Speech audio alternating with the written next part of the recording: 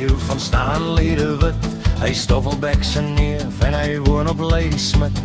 Eendag het hy en sy pa vroeg gery Calitzdorp toe om 'n koei te gaan kry. Hulle ry met pa se bakkie oor die Ex-Rivier se pas. Stanley vra sy pa, hoe maak ons koetjie vas?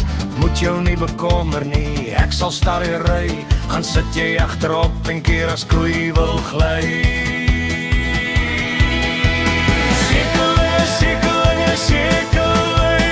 Een vir 'n geel pampoen, twee vir 'n rooi veldskoen.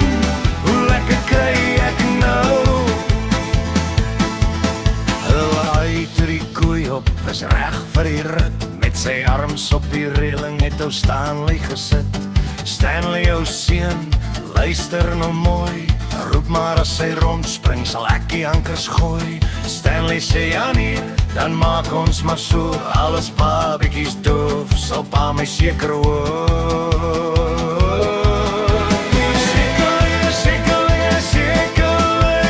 Een vir 'n geel pampoen, twee vir 'n rooi veldskoen.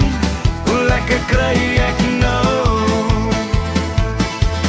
Hulle Calitzdorp uit, terug oor die pas. Stadig om die draaie, koetjie staan mooi vas. Maar teen die eerste steilte, toe begin die pret.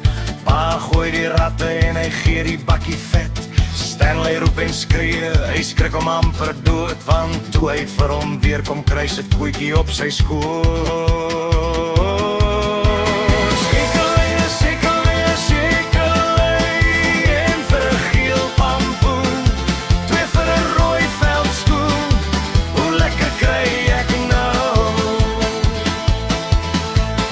Dit is die storie van Stanley de Wit en sy pa en die koei en die nagmerrie rit.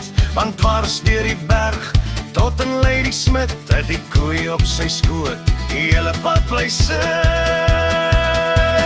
Sekelinge, sekelinge, sekelei, een vir 'n geel pampoen, twee vir 'n rooi veldskoen.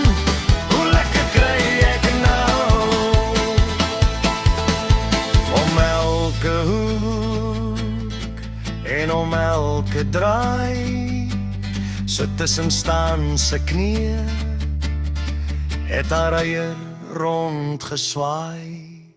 Sekelinge, sekelinge, sekelei, een vir 'n geel pampoen, twee vir 'n rooi veldskoen. Hoe lekker lieg ek nou? Sekelinge, sekelinge, sekelei, een vir 'n geel pampoen, twee vir 'n rooi veldskoen. Hoe lekker lieg ek nou?